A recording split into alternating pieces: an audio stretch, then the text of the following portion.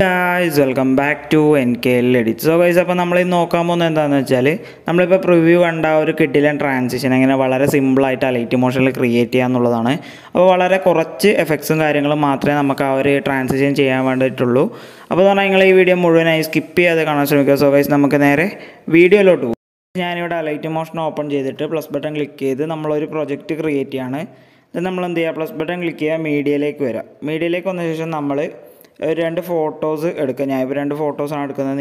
നിങ്ങൾക്ക് എന്താണോ വീഡിയോ ആണെങ്കിൽ വീഡിയോ, ക്ലിപ്പാണ് എങ്ങനെയാണെന്ന് വെച്ചാൽ എടുക്കുക. ഓക്കെ, ഞാനിപ്പോൾ 4:5 റേഷ്യോ ആണ് എടുക്കുന്നത്. നമ്മളത് നിങ്ങൾക്ക് എത്രയാണോ ലെങ്ത്ത് വേണ്ടത് അവിടെ വെച്ച് ജസ്റ്റ് കട്ട് ചെയ്ത് കൊടുക്കുക.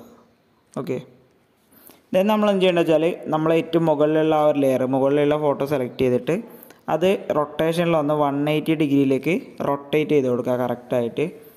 ഓക്കെ, ദെൻ നമ്മൾ എന്ത് ചെയ്യുക, ആ ഒരു ലെയർ ഒന്നും കൂടി സെലക്ട് ചെയ്യുക, എഫക്ട്സിൽ വരിക, ആഡ് എഫക്ട്സിൽ വന്നിട്ട് മാറ്റ് മാസ്കിൽ റേഡിയൽ വൈപ്പ് സെലക്ട് ചെയ്ത് സ്റ്റാൻഡേർഡ് സെറ്റിങ്സോടുകൂടി ആഡ് ചെയ്ത് കൊടുക്കുക. ദെൻ നമുക്കിവിടെ പ്രോഗ്രസ് ഉണ്ടാവും. പ്രോഗ്രസ് ഒന്ന് നമ്മൾ ഫസ്റ്റ് 0ലേക്ക് സെറ്റ് ചെയ്യുക. ദെൻ ഇതുപോലെ രണ്ട് കീ ഫ്രെയിംസ് ആഡ് ചെയ്ത് കൊടുത്ത ശേഷം ഫസ്റ്റിലെ കീ ഫ്രെയിമിൻ്റെ വാല്യൂ നമ്മൾ 360ലേക്ക് സെറ്റ് ചെയ്യുക ഇതേപോലെ. ദെൻ നമ്മൾ എന്ത് ചെയ്യുക, ഈ രണ്ടിൻ്റെ സെൻറ്ററിലുമായിട്ട് നമ്മൾ ഒരു ഫോർത്ത് കർവ് അപ്ലൈ ചെയ്ത് കൊടുക്കുക.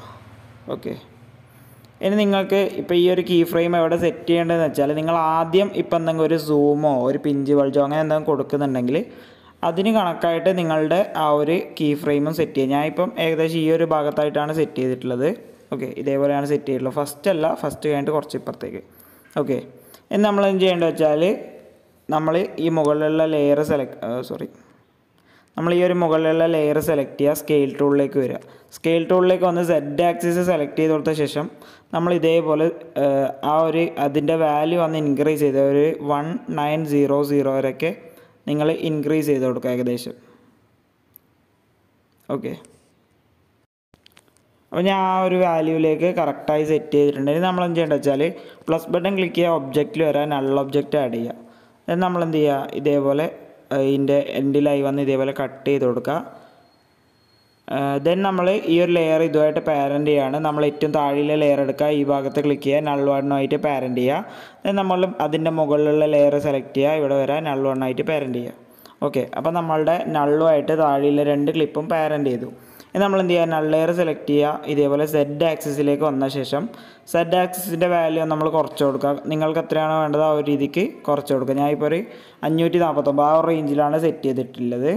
ഇനി നമ്മൾ എന്ത് ചെയ്യേണ്ടത് വെച്ചാൽ നള്ളിലൊരു റൊട്ടേഷൻ കൊടുക്കാൻ പോവുകയാണ്. അപ്പോൾ എന്ന് പറഞ്ഞാൽ നമ്മൾ താഴെ ഒരു കീ ഫ്രെയിം കൊടുത്ത ആ ഒരു പാർട്ടിൽ നമ്മൾ ജസ്റ്റ് ഇതേപോലെ ബീറ്റ് മാർക്ക് ആഡ് ചെയ്ത് നോക്കുക. ഏകദേശം ആ ഒരു സ്ഥലത്ത് തന്നെ നിങ്ങൾ ഈ ഒരു റൊട്ടേഷനും കൊടുത്താൽ മതി. ഓക്കെ, അപ്പോൾ നമ്മൾ റൊട്ടേഷനിൽ വരിക, അതായത് നള്ളി ലെയർ റൊട്ടേഷനിലേക്ക് വരിക. ഫസ്റ്റ് ഒരു കീ ഫ്രെയിം, എൻഡിൽ ഇതേപോലെ ഒരു കീ ഫ്രെയിം, എൻഡിലുള്ളതിൻ്റെ വാല്യൂ നമ്മൾ 180ലേക്ക് കറക്റ്റായി സെറ്റ് ചെയ്ത് കൊടുക്കുക ഇതേപോലെ. ഓക്കെ, ഇതേപോലെ കറക്റ്റായി സെറ്റ് ചെയ്ത് കൊടുത്ത ശേഷം ഇതിനും നമ്മൾ ഫോർത്ത് കർവ് കൊടുക്കുക. കർവ് നിങ്ങൾക്ക് ഫോർത്ത് കർവ് ജസ്റ്റ് അങ്ങോട്ടും ഇങ്ങോട്ടും അഡ്ജസ്റ്റ് ചെയ്യണമെന്നുണ്ടെങ്കിൽ അഡ്ജസ്റ്റ് ചെയ്യുക. ഒരു ട്രാൻസിഷൻ്റെ സ്പീഡ് അനുസരിച്ച് നിങ്ങൾക്ക് ചേഞ്ച് ചെയ്യണമെന്നുണ്ടെങ്കിൽ ഈ ഒരു കർവ് നിങ്ങൾ ചേഞ്ച് ചെയ്യുമ്പോൾ എന്ന് പറഞ്ഞാൽ ഈ ഫോർത്ത് കർവ് എവിടെയൊക്കെയാണോ കൊടുത്തത് അവിടെയൊക്കെ ചേഞ്ച് ചെയ്യുക. ഒരേ സെയിം കർവ് തന്നെ നിങ്ങൾ യൂസ് ചെയ്യാൻ നോക്കുക. ഓക്കെ, അപ്പോൾ നമ്മൾ ഇപ്പോൾ അത് സെറ്റ് ചെയ്തിട്ടുണ്ട്. ഓക്കെ, ഇനി നമ്മൾ എന്ത് ചെയ്യേണ്ടത് വെച്ചാൽ അപ്പോൾ നിങ്ങൾക്കിപ്പോൾ ആ റേഡിയൽ വൈപ്പായി വരുന്ന ആ ഒരു പാർട്ട് ഇവിടെ കാണാൻ സാധിക്കില്ല. അപ്പോൾ അതിനുവേണ്ടി നമ്മൾ എന്ത് ചെയ്യുക, മൂവ് ആൻഡ് ട്രാൻസ്ഫോമിൽ, അതായത് നള്ളിൽ മൂവ് ആൻഡ് ട്രാൻസ്ഫോമിൽ ഇതേപോലെ രണ്ട് കീ ഫ്രെയിം ആഡ് ചെയ്യുക. സ്കെയിൽ ടൂളിൽ വന്നിട്ട് ഇവിടെ നമ്മൾ എന്ത് ചെയ്യേണ്ടത് വെച്ചാൽ നമ്മൾ ഈ ഒരു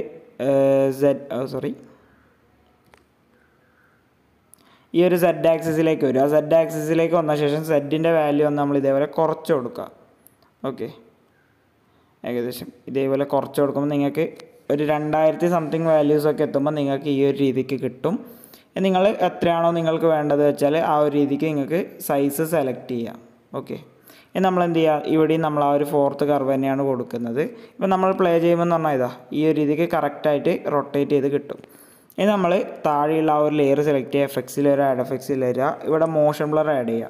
ദെൻ നമ്മൾ മോഷൻ ബ്ലർ ഓപ്പൺ ചെയ്ത ശേഷം ഇവിടെ പൊസിഷൻ ഉണ്ടാവും, അത് ഓഫാക്കി കൊടുക്കുക. ദെൻ സ്കെയിലും ഓഫാക്കി കൊടുക്കുക. ദെൻ ഈ ഒരു എഫക്റ്റ് നമ്മൾ കോപ്പി ചെയ്യുക, അതായത് മോഷൻ ബ്ലർ മാത്രം കോപ്പി ചെയ്തിട്ട് നമ്മൾ താഴെയുള്ള ആ ഒരു ലെയറിലും കൂടെ പേസ്റ്റ് ചെയ്ത് കൊടുക്കുക. അപ്പോൾ നമ്മുടെ ആ ഒരു ട്രാൻസിഷൻ എന്ന് പറഞ്ഞാൽ ഏകദേശം കംപ്ലീറ്റ് ആയിട്ടുണ്ട്. ഇനി നമ്മൾ എന്ത് ചെയ്യേണ്ടത് വെച്ചാൽ പ്ലസ് ബട്ടൺ ക്ലിക്ക് ചെയ്യുക, ഒരു റെക്റ്റാങ്കിൾ ആഡ് ചെയ്യുക, അത് വന്ന് നമ്മൾ ഫിൽ സ്ക്രീൻ ചെയ്യുക. അതുപോലെ തന്നെ ജസ്റ്റ് ഒന്ന് സ്കെയിൽ ചെയ്ത് കൊടുത്ത ശേഷം ഇതിൻ്റെ എൻഡിലായി വന്ന് കട്ട് ചെയ്ത് കൊടുക്കുക. ദെൻ ആ ഒരു ലെയർ കംപ്ലീറ്റ് ആയിട്ട് നമ്മൾ സെലക്ട് ചെയ്തിട്ട് ഗ്രൂപ്പ് ആൻഡ് മാസ്ക് ചെയ്യുക.